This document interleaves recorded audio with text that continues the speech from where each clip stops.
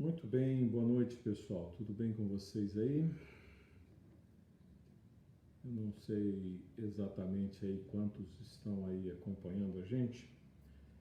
Eu combinei com vocês aí de nós fazermos uma transmissão sobre a igreja de Éfeso hoje, as 7 igrejas, as 7 cartas, né? Uma carta para cada igreja, 7 mensagens de Deus para o livro do Apocalipse, para as igrejas que estão descritas no livro do Apocalipse. Como eu tinha algumas imagens para mostrar, eu tentei fazer aqui uma transmissão para vocês via Zoom, mas eu acabei não conseguindo porque estou com um problema aqui no áudio.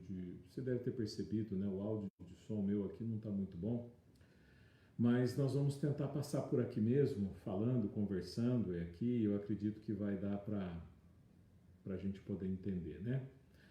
Eu estou vendo aqui um monte de gente já dando boa noite.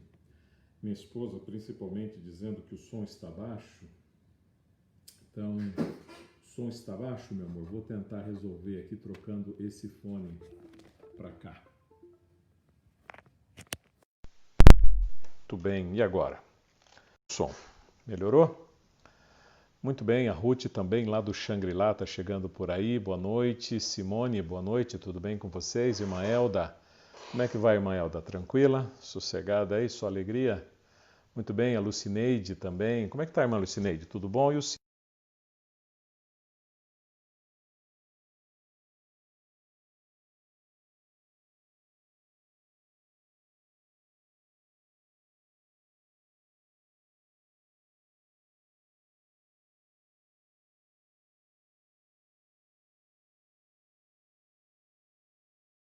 vocês aí, né? Marcos Alves, boa noite, tudo bem?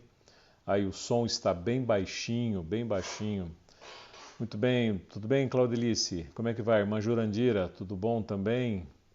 Ô Marcos, o som tá baixinho ainda? Continua baixinho, não melhorou nada? Olha que eu estou tentando regular aqui o meu som aqui para ver se ele melhora, hein? Mas a princípio parece que não está muito bem. A família toda está reunida aí, né? Irmã Elza, irmã Cláudia, tudo bem? Ah, agora sim, né, irmão Marcos? Agora sim, melhorou o som aí, né? Então, joia. Fico feliz de saber que o som está chegando aí para vocês, que de alguma maneira a gente está conseguindo interagir aqui, né? Francisco, boa noite, Francisco. O senhor tá bom aí? Como é que vai? Tranquilo? Maravilha aí. Deixa eu abrir aqui no computador aqui um arquivo enquanto o pessoal está chegando, a gente está batendo papo. O Miro está chegando aí. Boa noite, Miro. Como é que vai aí? Tudo bem? Miro e a igreja do Palmeirinha. Muito bom, muito bem-vindo, irmão Miro. Como é que você está aí? Maravilha, né? Deixa eu abrir aqui nos recentes. Deixa eu ver aqui, recente. Achei aqui, maravilha. Agora sim. Nós vamos ter aqui algumas coisas aqui que a gente poder partilhar. E eu consigo... Silvana, como é que vai, Silvana? Tudo bem? Tranquila aí? Ah, a Cláudia agora apareceu, né, Cláudia? Dando boa noite também, né? Muito bem, boa noite para vocês aí, tudo bom? Gente, esse negócio de tecnologia, né? A gente tem que ver um negócio aqui, um negócio ali, né? Como eu falei para vocês aí, a gente fica aí com uma certa dificuldade para você ver, tendo que operar com essas novidades aí, né? Miriam, tudo bem? Ô Neiri, como é que vai, Neiri? Tudo bem aí? Tranquilo? E o Plens, como é que vai aí? Tranquilão? O Plens só de boa, né, Neiri? O Plens vive de boa, né? Eu fico impressionado com isso, né? Muito bem, Valdenice, como é que vai? Mamíria, já falei oi pra você, né? E aí, Thiago, beleza, amigo? Como é que você tá? Firme? Só alegria? Que bom que vocês estão bem, viu? Que bom, que bom. Ai, Mamíria, você tá com saudade, né? Vem visitar então a Ruth aqui, ué. Por que que você não vem, né? A Ruth está com saudade também, viu, de vocês aí. Queridos, eu estava aqui pensando, né? Eu estava tentando acessar aqui o Facebook para fazer a transmissão. Eu acabei mudando até de aparelho, fui para um, fui para outro. A gente está aí há muito tempo atrasado já, né? Ô, minha irmã, como é que você tá? Tudo bem, Nilce? Tranquila? Minha irmã tá firme aí, né? Maravilha, que bom te ver. O Plain só de boa de novo, né? Como é que tá, Edna? Tudo bom? Tranquila? Terezinha, você tá bem? Eu tô bem também. né? Minha irmã, minha mãe também está ali assistindo a nossa live, né? Se não fosse os amigos e os parentes aqui, eu estava sozinho nessa sala aqui. Mas ainda bem que a gente tem amigo, né? Ainda bem que a gente tem familiares aí. O Marcos chegando agora também. A minha cunhada. Ah, você é a cunhada da Miriam. Muito bem, então tá aí. Muito bom, queridos. Hoje é uma quarta-feira, né? Deveríamos estar na igreja. Eu sei que logo, logo nós vamos estar, porque com a graça de Deus, essa pandemia. Alguns dizem que é pseudo-pandemia, outros dizem que é uma pandemia. Eu não sei exatamente o que é. O que eu sei é que aqui em Ponta Grossa a situação está boa, graças a Deus.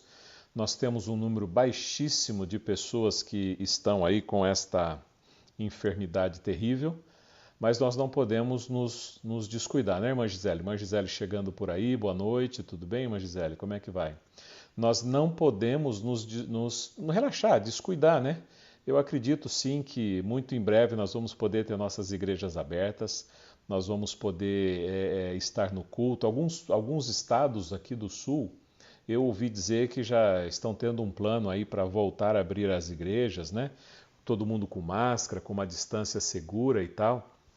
Eu acredito que essa seja uma boa alternativa mesmo que as igrejas tenham que fazer mais que um culto, né? Eu acho bacana, eu acho válido, porque na verdade nós estamos sentindo necessidade já, né?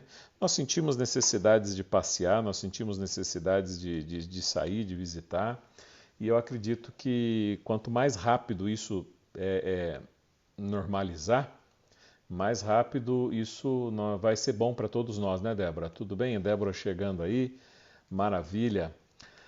Sabe, você tem algum pedido em especial? Você tem algo pela qual gostaria que nós orássemos, que entregássemos nas mãos de Deus? Então nós podemos fazer isso, colocar nas mãos de Deus os seus pedidos, os seus agradecimentos, aquilo que você anseia, aquilo que você deseja, né? Para nós partirmos aqui para o estudo da Palavra de Deus. Se você tiver condições aí, compartilha esse vídeo. Eu falei para vocês na semana passada, né? Eu não tenho assim interesse. Acho que o Facebook não tem interesse financeiro nenhum, é mais no YouTube, né? Que o pessoal fica aí, clica aí, assim, se inscreve, assina o canal e tal, porque eu acho que quanto mais assinantes, maior a chance do camarada vender uma propaganda ali e ganhar um dinheirinho, né? E a gente não tem o interesse de ganhar esse dinheirinho aí com marketing, com propaganda, com comercial. Mas eu digo para vocês uma coisa, viu? Eu logo, logo, eu acho que eu vou me aventurar aí no YouTube, criando um canal também para a gente poder compartilhar alguns vídeos, alguns estudos bíblicos, algumas palestras interessantes.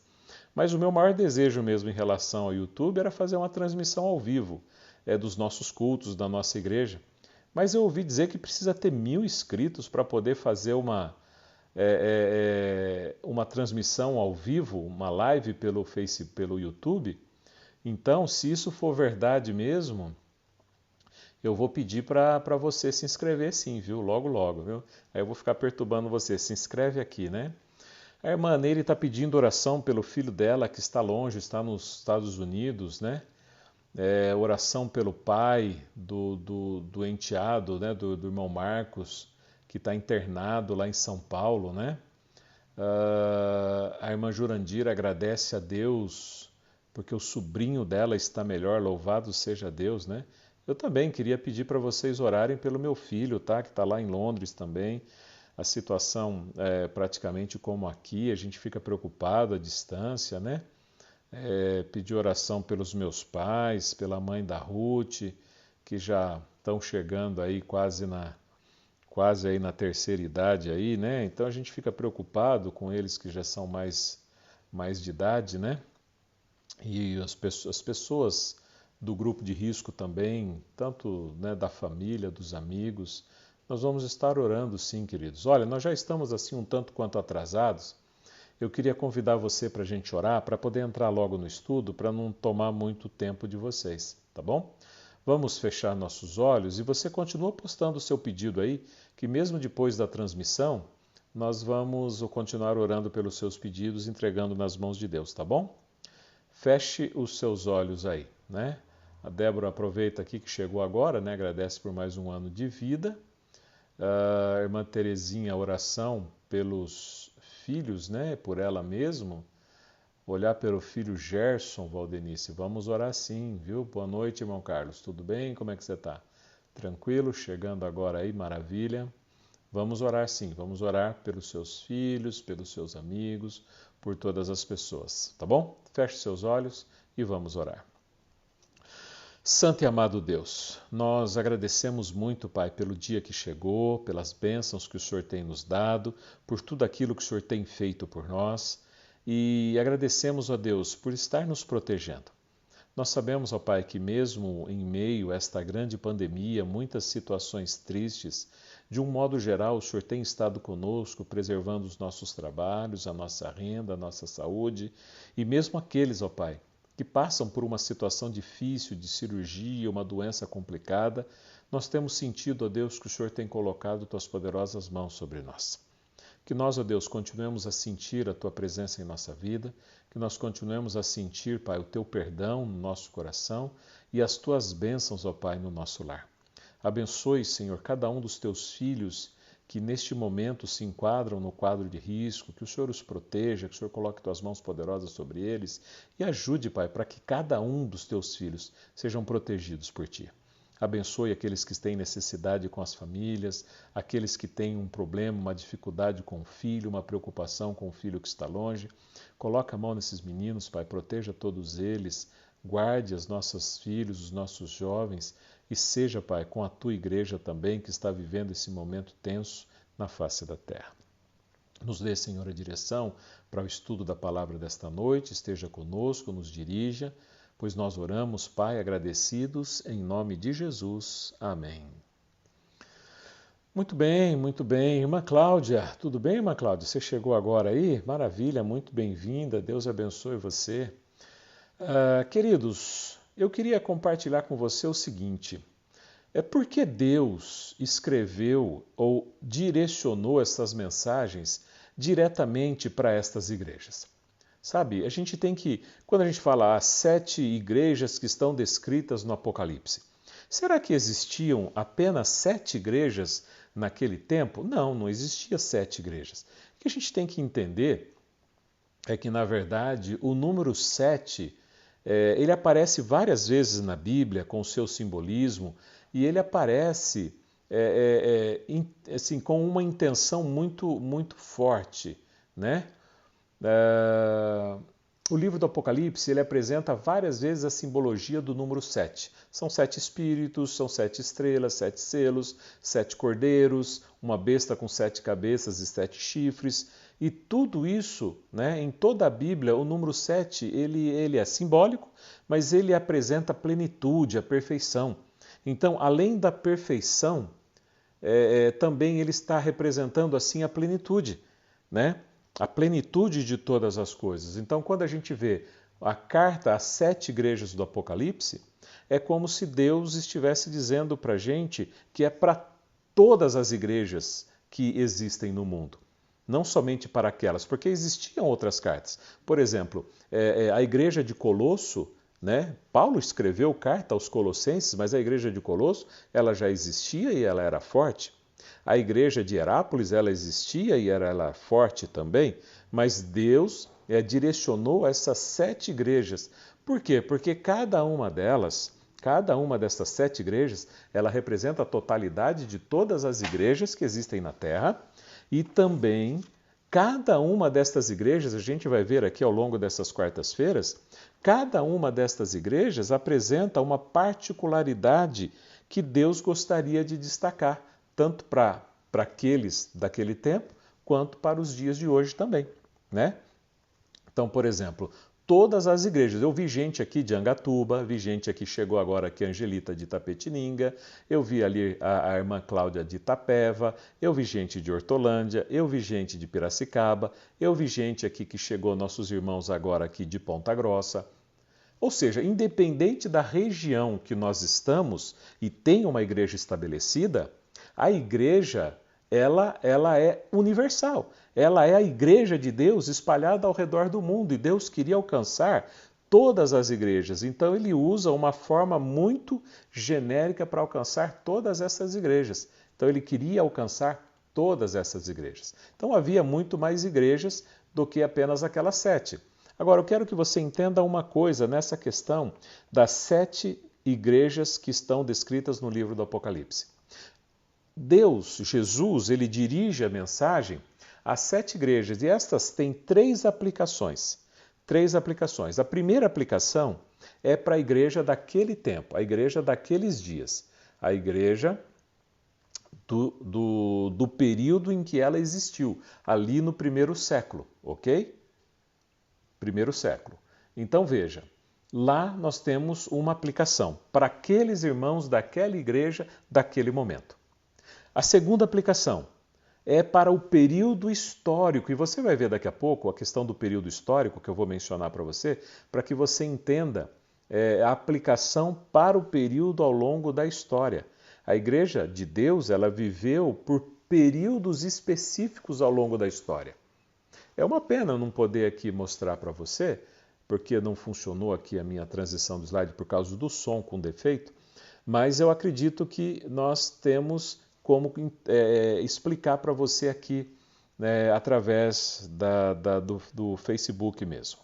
E a terceira aplicação ela é pessoal, a aplicação é para mim e para você. Primeira aplicação, para os cristãos do primeiro século naquele período. A carta destinava-se a eles e tinha um propósito para eles. Segunda aplicação, para nos contextualizar, para nos posicionar como igreja no período da história, E terceira aplicação para mim e para você, ok? Então, eu estou sendo cobrado aqui pela irmã Cleusa para mandar um abraço para Rio das Pedras. Então, Rio das Pedras, preste atenção no que eu estou dizendo para você. A Igreja de Deus, ela é inserida no contexto das igrejas aqui do Apocalipse para os dias de hoje. Isso é importante a gente salientar, isso é importante a gente saber. Então veja, presta atenção no que eu vou dizer para você. A igreja de Éfeso, são 7 igrejas. São Éfeso, Esmirna, Pérgamo, Tiatira, Filadélfia, Sardes e Laodiceia.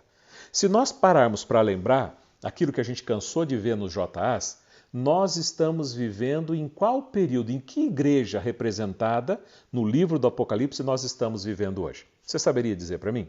Você saberia dizer qual período das 7 igrejas nós estamos vivendo hoje? É simples, não é?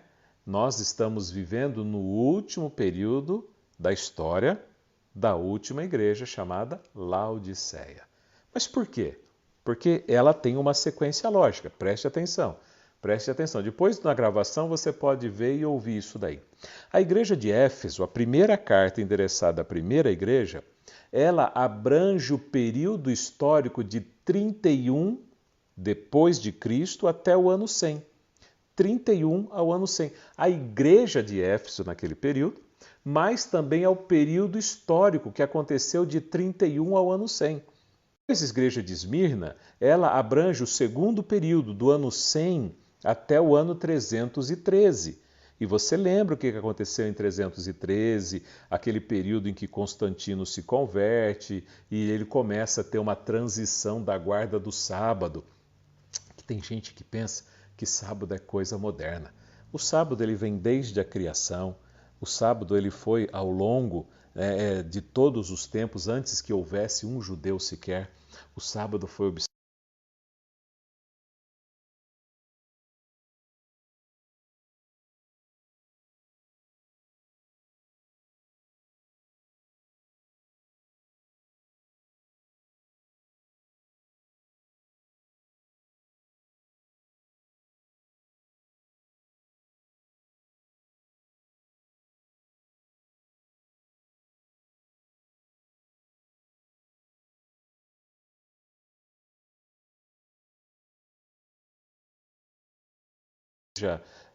Romana como um todo. Ela foi o início da igreja ali, o início daquele princípio de apostasia da igreja como um todo. Aí então o quarto período é Tiatira. Tiatira de 538 até 1798, o período mais baixo e mais negro e mais triste e mais sombrio da igreja. Você percebe que ela vem A igreja ela vem num decrescente. Éfeso, Esmirna, Pérgamo, ela acaba lá com Tiatira, depois ela começa a ter aí um período que ela vai ascendendo, de 1798 até 1833 com Sardes, depois 1833 até 1844 com a Filadélfia, e de 1844 até a segunda vinda de Cristo Jesus é o período histórico da igreja de Laodiceia. Entende essa comparação? Então nós vamos nos concentrar hoje aqui no período de Laodiceia. No período de Laodiceia. Então nós vamos entrar praticamente nesse contexto. Então, o período de Laodiceia, o período de Éfeso, vai do ano 31 até o ano 100. O significado de Éfeso é desejável. Eu imagino que seja por isso que Deus tenha escrito primeira carta para a primeira igreja, Éfeso, porque o nome dela já tinha um nome muito sugestivo, desejável. Deus desejava ter uma igreja que era desejável, uma igreja que fosse gostosa, uma igreja que fosse ativa. E o sentido da aplicação da leitura que a gente vai fazer na Bíblia, ela nos leva a entender isso. Agora, Éfeso, por outro lado, a cidade de Éfeso era uma cidade um tanto quanto complicada. Por que ela era complicada? Por exemplo, Éfeso, queridos, ela estava à frente do seu tempo. Era uma cidade muito moderna. Os maiores, melhores e os pioneiros no complexo de construções de aquedutos aconteceu ali. Éfeso era uma cidade tremenda. Tinha, por exemplo, um anfiteatro ali, público, para 24 mil pessoas. E quando a gente olha no livro de Atos, capítulo 19, foi lá em Éfeso que eles fizeram uma manifestação pública contra os cristãos. Foi ali, naquele anfiteatro, de 24 mil pessoas. Ou seja, a vida religiosa burilava ali. Ali em Éfeso tinha talvez o maior templo pagão do seu tempo. Era o templo de Ártemis ou era o templo de Diana, depende, né? Ártemis era a mesma deusa que Diana, só que Ártemis era para os gregos e Diana era para os romanos. Ela era considerada a deusa da caça, a deusa da fertilidade, né? E muita orgia, muita coisa acontecia naqueles templos tremendos, coisas horrendas, coisas horrorosas, porque o paganismo ali era muito forte. E sabe de uma coisa, queridos? Eu não sei, eu não pude constatar isso, mas eu ouvi certa vez de um historiador que ao redor do templo de Diana ou de Ártemis, um grande templo, havia muitos vendedores em volta do templo. E ali eles vendiam fitinhas, eles vendiam pulseirinhas, eles vendiam correntinhas, eles vendiam imagens no papel, eles vendiam imagens de pedra, eles vendiam moedas e eles se enriqueciam com a venda dos artefatos religiosos do templo pagão ao redor daquele templo.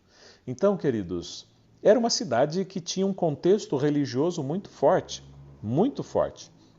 E então a gente precisa olhar também para esse pano de fundo, para a gente poder entender um pouquinho da mensagem que estava ali.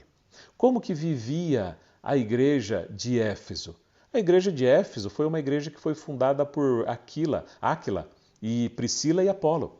Foi uma igreja que foi fundada ali pelos colaboradores de Paulo naquele processo. Nós encontramos isso lá em Atos, capítulo 18, né? 18, exatamente 18. E como que eles viviam? Eles viviam, como a gente olha ali para o livro de Atos, no princípio, eles viviam assim com uma ênfase, com um amor tão grande na volta de Cristo Jesus, que eles todo dia partiam o pão, todo dia eles compartilhavam uma refeição com singeleza de coração e todo dia eles vendiam o que tinham e colocavam aos pés dos apóstolos para terem tudo em comum, porque a crença deles era que Jesus em breve voltaria. Então era mais ou menos assim que viviam os cristãos daqueles dias. Então olha agora a mensagem, Apocalipse capítulo 2. Abra sua Bíblia em Apocalipse capítulo 2 e nós vamos ver aqui, entender o contexto pela leitura da Bíblia agora. Apocalipse capítulo 2. Apocalipse capítulo 2. Começa dizendo o seguinte: ao anjo da igreja em Éfeso escreve. Ou seja, Jesus que recebeu aquela mensagem, ele está dizendo, escreve ao anjo, né, da igreja que está lá em Éfeso, escreve a ele. Então vamos começar por aqui, vamos passo a passo aqui. Anjo, na profecia bíblica, é mensageiro. Então, ou seja, Jesus está mandando uma mensagem para os mensageiros, para o mensageiro de Éfeso. E você vê que não são mensageiros. Por quê? Porque aqui se aplica aquela historinha que a gente às vezes brinca no JA, de dizer assim, olha, alguém falou para eles, que falou para nós, que nós tínhamos e tal, e no final das contas, o alguém, ou aqueles, ou o grupo, acaba não fazendo nada porque ficou tudo no coletivo e um acaba deixando para o outro. O que Deus está falando aqui é na forma singular, pessoal e direta, dizendo, ao mensageiro da igreja que está em Éfeso, escreve. Quem era o mensageiro da igreja de Éfeso? Havia apenas um mensageiro? Havia apenas um pregador? Havia apenas um homem destinado a pregar a mensagem? Não. Deus estava querendo dizer o quê? Que há o mensageiro que existe em Piracicaba, há o mensageiro que existe em Ponta Grossa. Quem é o mensageiro que existe em Ponta Grossa? Você deveria dizer nesse momento, eu sou o mensageiro. Claro que sim, porque nesse primeiro momento a igreja aqui não está no coletivo nós somos a igreja. Não, eu sou a igreja, eu sou o mensageiro, eu sou o responsável. Por quê? Lembra? Aplicação para os cristãos daqueles dias, a aplicação histórica ao longo da história e a aplicação pessoal, para que eu e você entenda a mensagem. Entendeu? Então, ao anjo da igreja de Éfeso, escreve. Estas coisas diz aquele que conserva na sua mão direita as 7 estrelas e que anda no meio dos 7 candeeiros de ouro. Quem está escrevendo? Quem está falando com o anjo? Aquele que tem na mão direita 7 estrelas, a totalidade de estrelas, líderes, a totalidade de filhos de servos, estrelas, filhos, criaturas de Deus, e que anda pelos 7 ao redor, entre os 7 candeeiros. Candeeiros era um instrumento de iluminação. Qual é o instrumento de iluminação hoje para o mundo? Qual é o instrumento que Deus usa para iluminar o mundo com a pregação do Evangelho? A igreja. Então, Deus está falando que aquele que tem os filhos de Deus nas palmas das mãos, aquele que gravou o nome dos seus filhos nas palmas das mãos, aquele que mantém, que controla, que sustém os filhos de Deus nas palmas das suas mãos e que anda no meio das igrejas, na totalidade das igrejas, Jesus Cristo, aquele que segura você pelas mãos, aquele que caminha por entre as igrejas e está dando essa mensagem. Ao anjo da igreja em Éfeso, escreve, isso diz aquele que tem a liderança na palma da mão e que anda no meio das igrejas. É aquele que não se ausenta, que não se distancia das igrejas de Deus. Ele é aquele que está andando. Ele é o que está mandando a mensagem. E olha só o que ele diz. Verso 2. Conheço as tuas obras, tanto o teu labor quanto a tua perseverança, e que não pode suportar homens maus, que puseste à prova os que a si mesmo se declaram apóstolos e não são, e os achastes mentirosos. Veja, Deus começa falando aqui um elogio. Ele começa aqui a tecer um elogio para esta igreja. Aquela igreja que no passado recebeu um elogio era uma igreja que não podia suportar homens maus. Era uma igreja que colocou à prova aqueles que se chamavam apóstolos e não eram. Para mim, na minha cabeça aqui, fica claro que Jesus está falando daquela igreja que testou e provou apóstolos e discípulos como Ananias e Safira, que prometeram servi-lo, que prometeram ser de Deus, que prometeram entregar tudo, mas não fizeram, eram mentirosos. Foram postos à prova e foram encontrados em falta.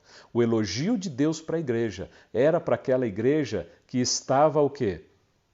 Lutando e trabalhando para não ter dentro do seu seio esses homens maus e mentirosos. E veja o que ele continua dizendo no verso 3. E tem perseverança, suportastes prova por causa do meu nome, e não te deixarei, e não te deixastes esmorecer. Qual que era o problema que os cristãos viviam no primeiro século? Por que a aplicação é para aquele povo? Primeiro, porque era uma igreja que estava recebendo oposição dos judeus e oposição romana.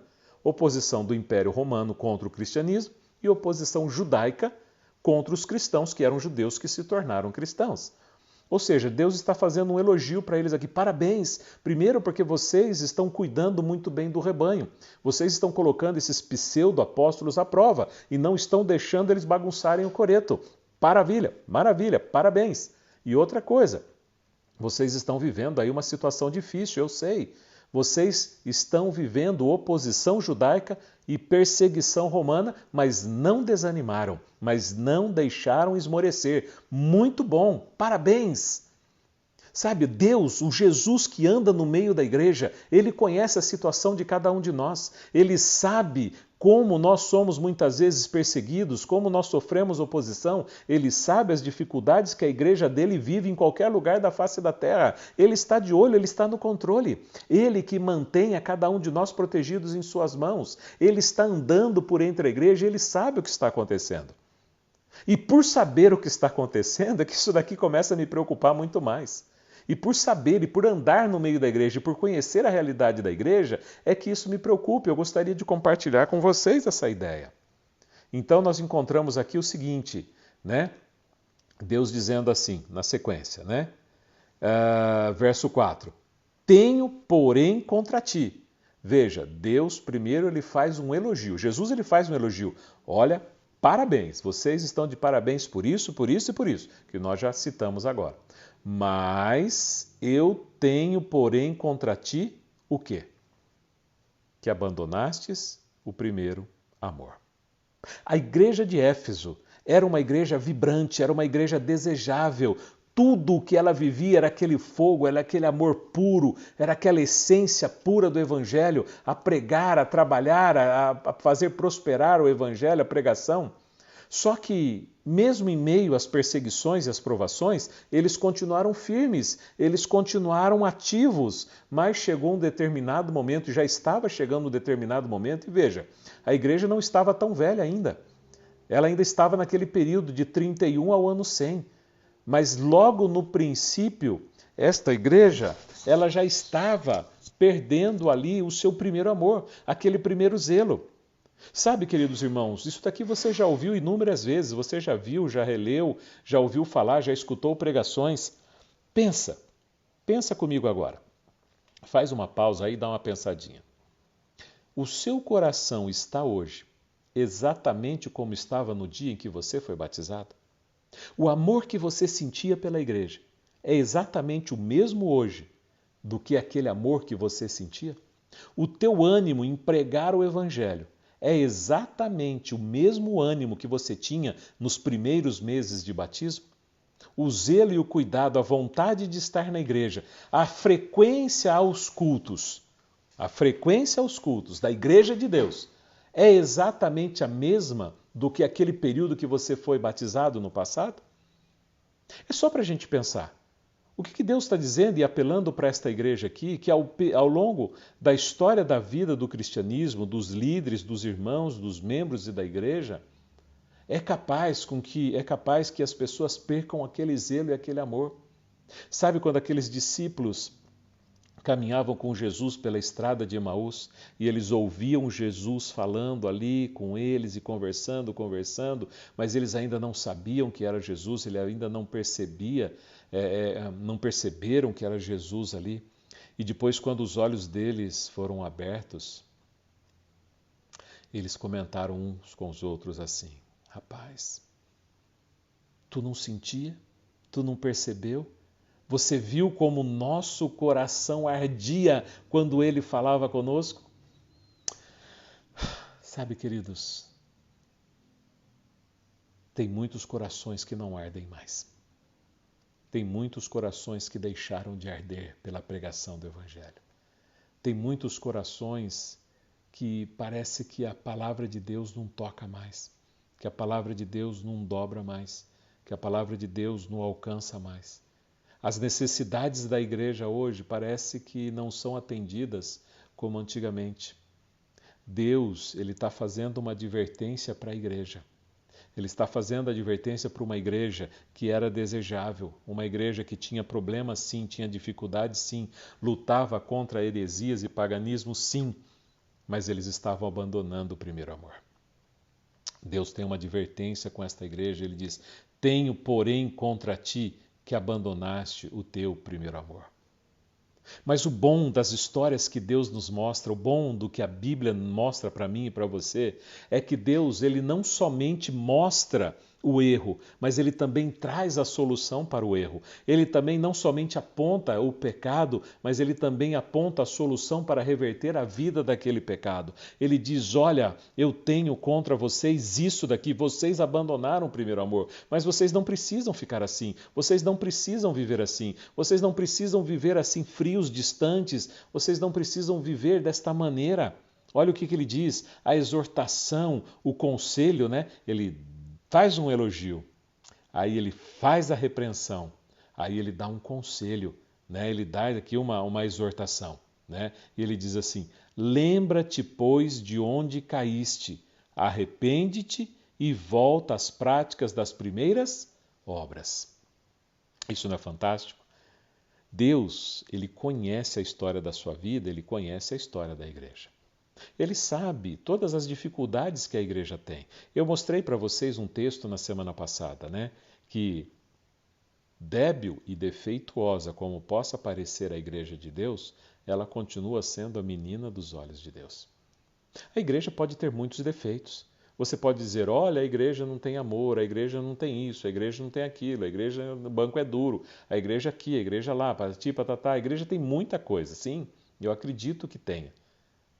Mas a questão, nada disso justifica o fato de você desconsiderar a igreja que é de Deus.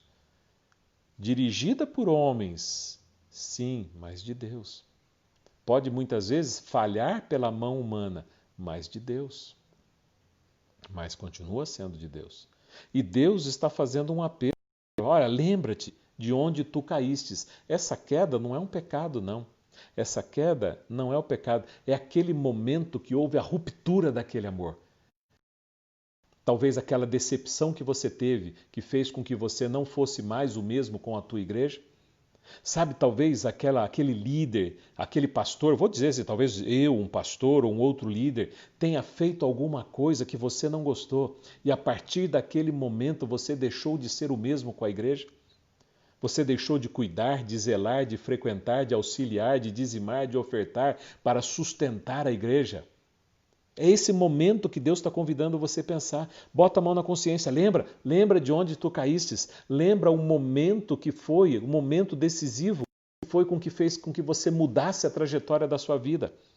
Aquele tempo que você saía para dar estudos bíblicos, agora não dá mais. Aquele tempo que você ofertava, mas não oferta mais. O dia que você dizimava, mas não dizima mais. O dia que você visitava, mas não visita mais. O dia que você ia para o culto de quarta, agora não vai mais. Os cultos de domingo. O que aconteceu que fez com que você mudasse a tua mente e o teu coração? Aquele amor que você tinha se esfriou. Por quê? Não é justo você fazer Deus pagar o pato por algo que um homem fez. Não desconte na igreja aquilo que talvez um ser humano tenha feito para te magoar. Se o ancião te magoou, se o pastor te magoou, se o diácono te magoou, se a diaconisa te magoou, se a irmãzinha te magoou, se o irmãozinho te magoou, não justifica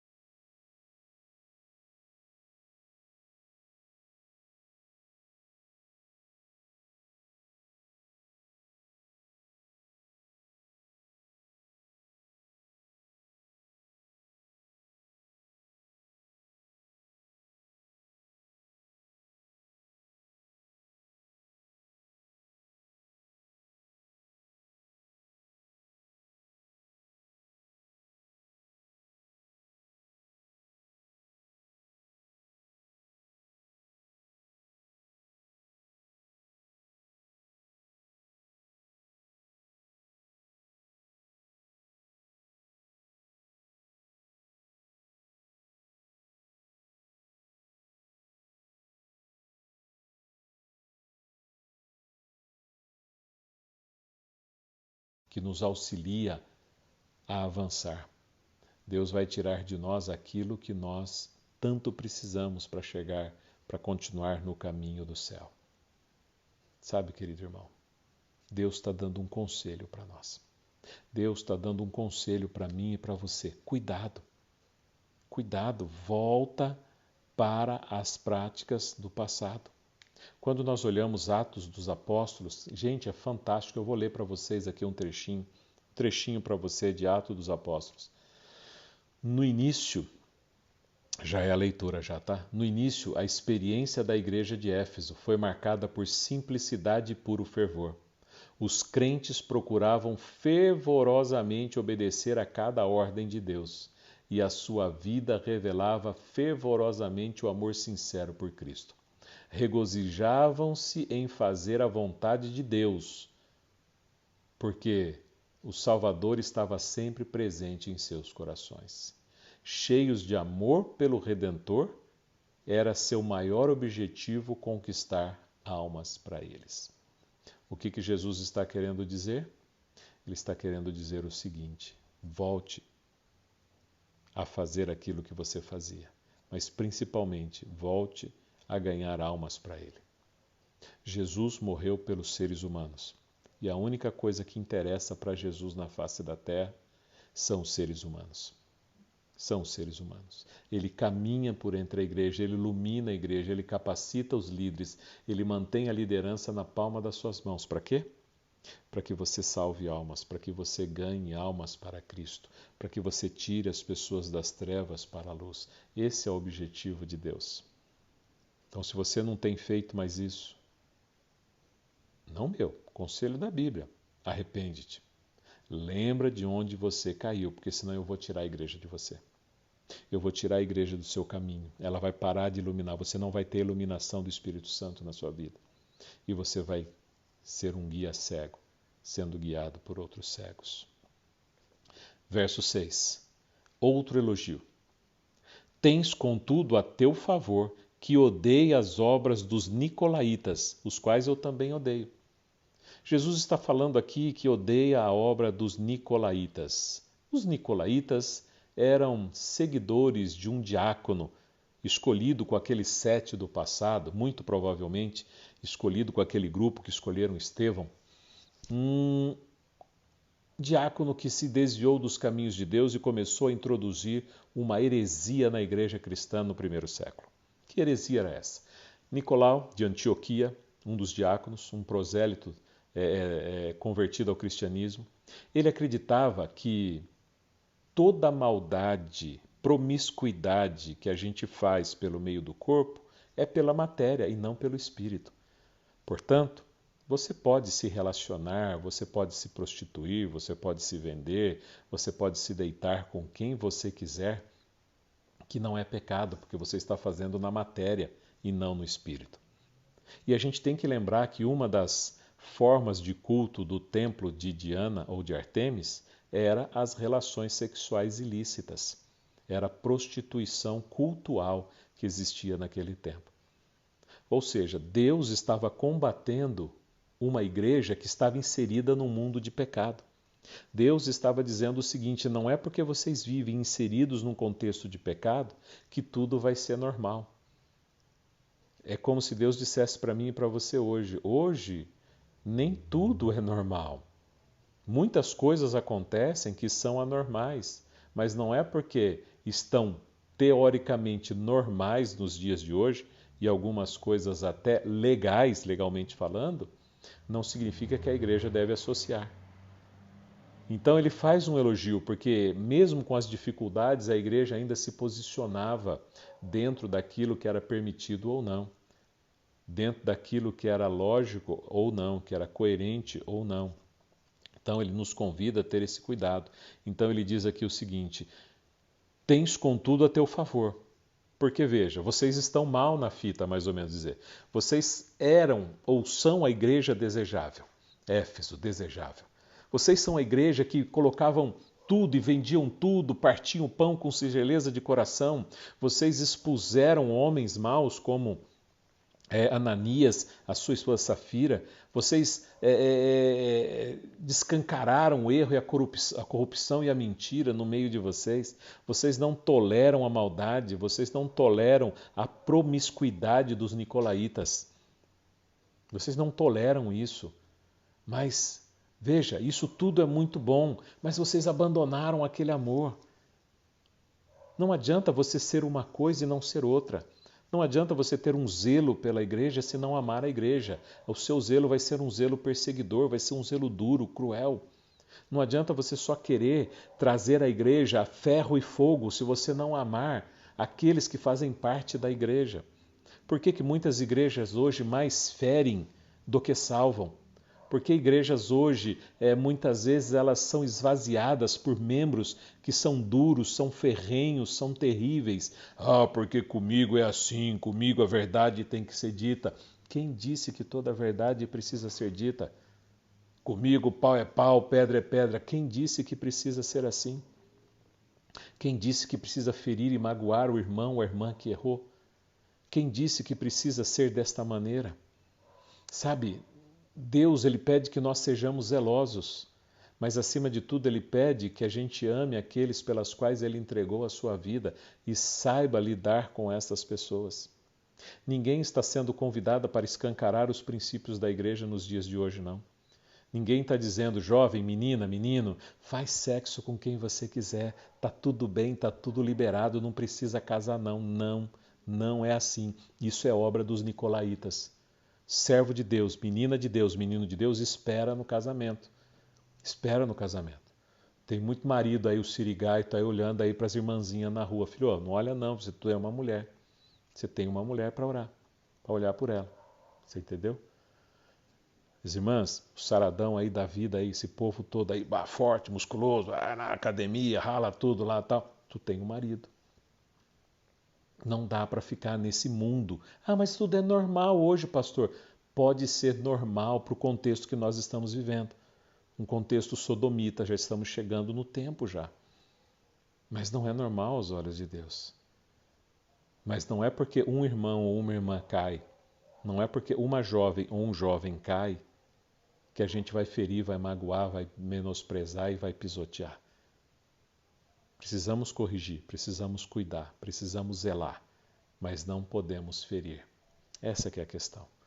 Então Deus está nos fazendo um convite, não para alargarmos e afrouxarmos os nossos princípios, mas Ele está fazendo um convite para que a gente mantenha o controle da nossa igreja. Ele mantenha a nossa igreja sendo muito bem cuidada, muito bem vista, com um zelo amoroso, não com um zelo profissional, um zelo rigoroso por normas e por regras. Normas e regras que às vezes a gente nem entende o porquê, não é? A gente nem sabe o porquê. Eu conheci uma igreja que uma pessoa espantava todo mundo lá se mexesse numa sacolinha e brigava e falava, mas para que isso? Para que isso? Não é? Então, queridos, Deus está dizendo para nós o seguinte, você tem ao teu favor uma coisa boa, mas para fechar, Deus ele faz um apelo. Nós caminhamos aqui para o apelo. O apelo de Deus. Quem tem ouvidos, ouça o que o Espírito diz às igrejas. Por que as igrejas? Porque essa é só a primeira. Esta é só a primeira carta. Existem mais 6 cartas à frente que Deus ainda tem uma verdade para ser revelada. Por que as igrejas? Porque Éfeso representa muitas igrejas ao redor do mundo.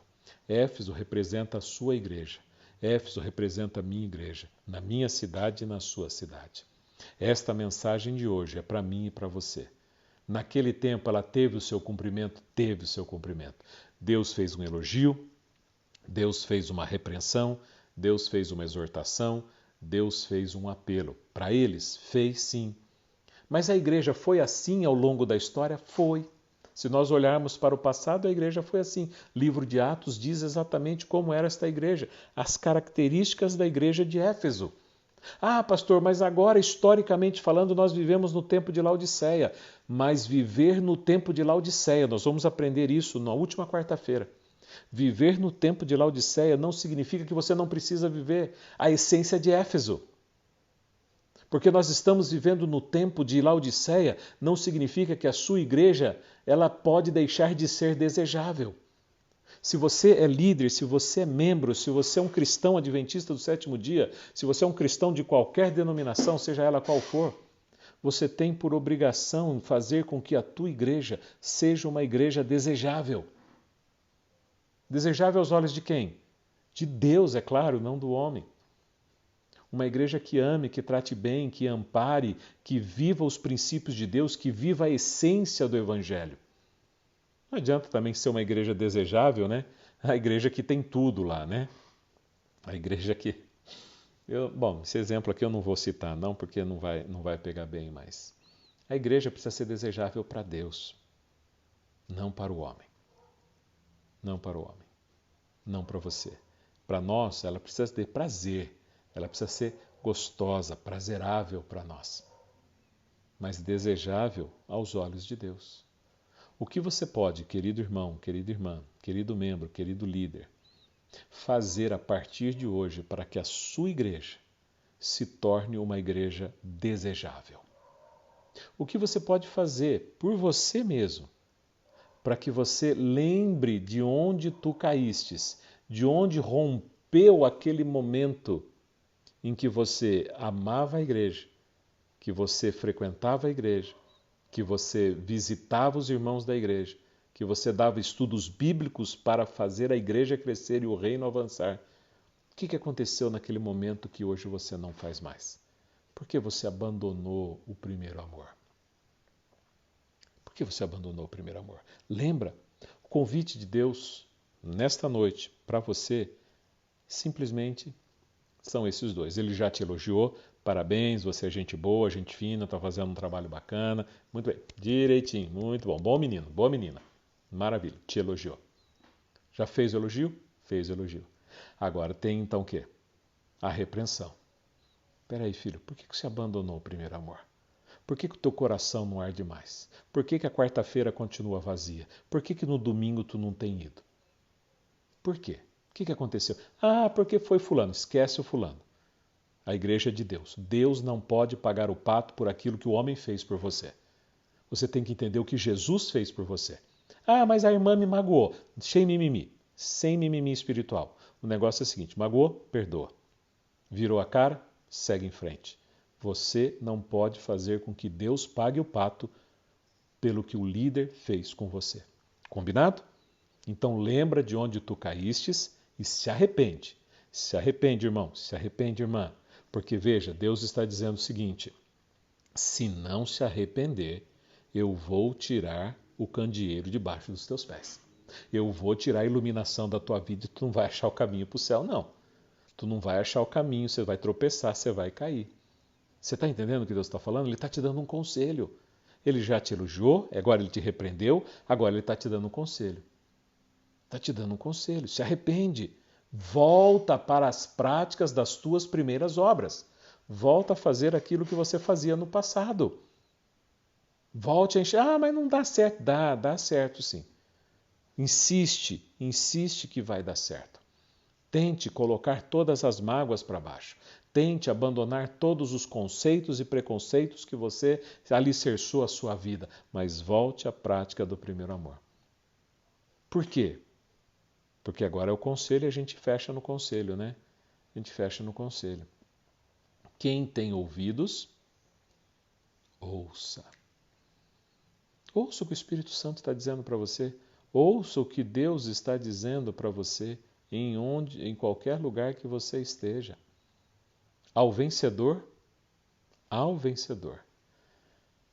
quem tem ouvidos, ouça o que o Espírito diz às igrejas. Está dizendo para as igrejas, para você. Ao vencedor, agora é a promessa. Conselho, promessa. Você entende como Deus trabalha nas cartas dele? Ele elogia, ele repreende, ele exorta, ele apela, ele aconselha, ele apela e ele faz uma promessa. Qual é a promessa? Ao vencedor dar-lhe-ei que se assente, que se alimente da árvore da vida que se encontra no paraíso de Deus. O que isso significa? Salvação eterna. Lógica reversa. Lógica reversa. Pensa comigo. Você ouviu o elogio de Deus. Você ouviu a repreensão de Deus. Você não se converteu, você não se arrependeu, você não voltou à prática das primeiras obras. Então você não venceu. Se você não venceu, você não terá o quê? Direito de estar à árvore da vida. Logo, não haverá salvação. Mas não é isso que Deus quer com você. Por que ele escreveu essa carta? Por que ele disse para o anjo entregar para todas as igrejas? Por que Deus preservou essa carta até os dias de hoje? Para que você e eu pudéssemos ter acesso a essa carta.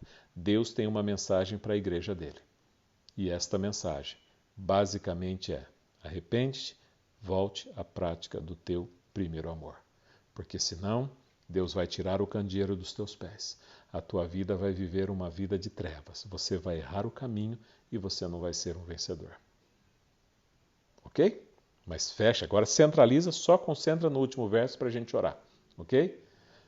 Ao vencedor, você pode dizer, nesse momento você pode pensar, peraí, mas eu posso ser um vencedor. Sabe aquela psicologia de coaching lá que o pessoal fala? Olha no espelho e diga, você é um vencedor, você... Né? Quem já fez treinamentos de venda, de capacitação, de coaching, essas coisas, sabe disso. A pessoa fica olhando no espelho, nossa, você é lindo, você é lindo, você é um vencedor. Diga para você mesmo, você é um vencedor de Deus. Você pode vencer todas as barreiras que te prendem a uma religião enfadada, mesquinha, rasa e barata. Você pode andar uma milha a mais. Você pode voltar à prática do primeiro amor. Ao vencedor, a você. E quando eu digo ao vencedor, você diga no seu coração, sou eu o vencedor. Ao vencedor, dar-lhe-ei o direito de alimentar-se da árvore da vida que se encontra no paraíso de Deus. Ou seja, querido irmão, querida irmã, você vai estar no céu. Você vai estar no céu. Deus quer levar você para o céu. E para isso, é simples. A fórmula está aqui. O caminho foi dado. A carta foi escrita. Essa carta, na verdade, é um mapa. É como se fosse um GPS, é um Waze espiritual isso daqui, para com que você siga todo o trajeto certinho e acabe chegando lá no céu. Que Deus abençoe você. Que Deus continue abençoando e iluminando a sua vida, para que você faça a diferença na igreja que você pertence. Ok? Combinado? Que a partir de hoje, irmão, você faça a diferença na igreja que você está inserido. Você é o anjo que recebeu esta carta.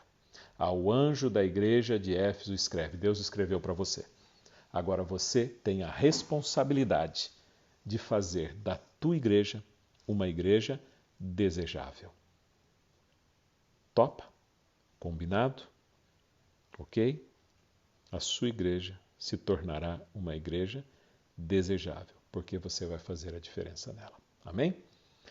Que Deus abençoe você. Que Deus continue abençoando a sua vida. Esse estudo ele continua com a próxima igreja na quarta que vem, e aí nós vamos estar juntos para continuar avançando no conhecimento da palavra de Deus. Feche seus olhos. Vamos fazer uma oração. Santo e amado Deus, Senhor eterno, nós agradecemos muito, Pai, pelo cuidado e pela proteção. Agradecemos pelas orientações, Pai, que o Senhor nos deu, que o Senhor nos falou, que o Senhor nos mostrou, que o Senhor também nos capacite agora, que o Senhor nos reavive, que o Senhor nos motive, que o Senhor nos transforme, para juntos, ó Pai, fazer da nossa igreja uma igreja desejável aos Teus olhos, Pai. Uma igreja que volte à prática daquele primeiro amor, uma igreja que vibre com grandes coisas e pequenas coisas, uma igreja que caminhe uma milha a mais, não por obrigação, mas por amor, por devoção a Ti. Que o Senhor Deus coloque Tuas poderosas mãos sobre nós e que este Espírito continue iluminando sempre o nosso caminho. Nós oramos agradecidos em nome de Jesus. Amém. Amém, queridos? Deus abençoe você, né? Deus abençoe você, a Rocíris. Ô Luiz, neném tá bem? Mael, daqui eu já vi. Jerusa. Muito bom, irmã Jerusa. Como é que você tá? Tranquila? A Miriam tá aqui, a Joseli. Falei oi pra Joseli? Ainda não, né? Joseli, boa noite, viu? Miguel Gomes chegou aqui, eu não tinha dito boa noite. A irmã Gisele, eu disse boa noite sim. Irmã Cleusa também, Mário. Irmã Ilza, a esposa do Januário. Tão firme aí? É? Querido, sinta-se à vontade para sair da live, tá bom? Você nos acompanhou até aqui, eu te agradeço.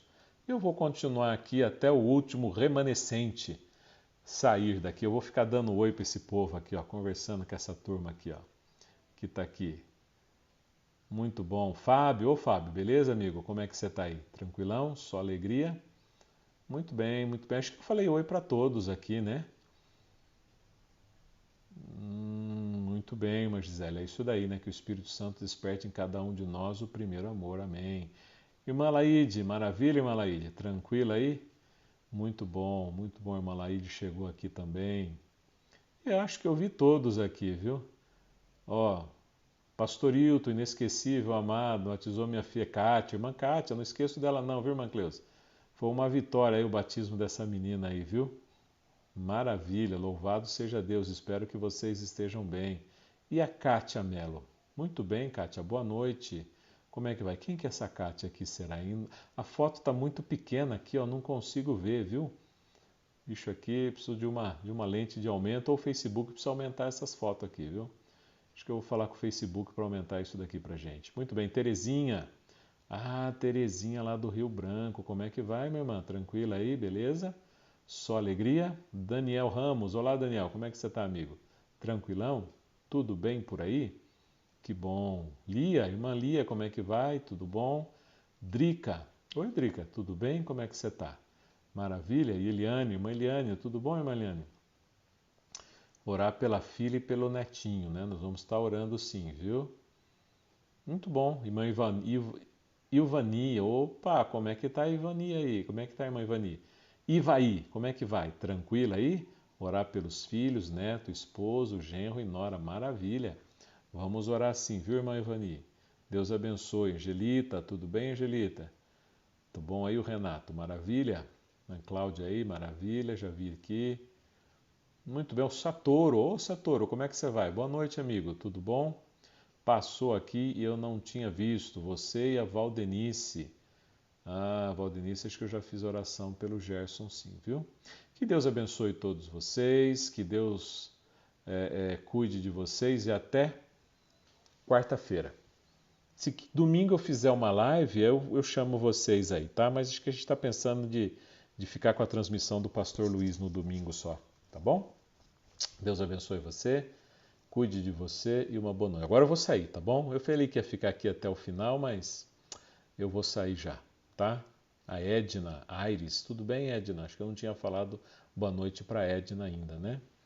Maravilha, queridos, Deus abençoe você, fique com Deus e a gente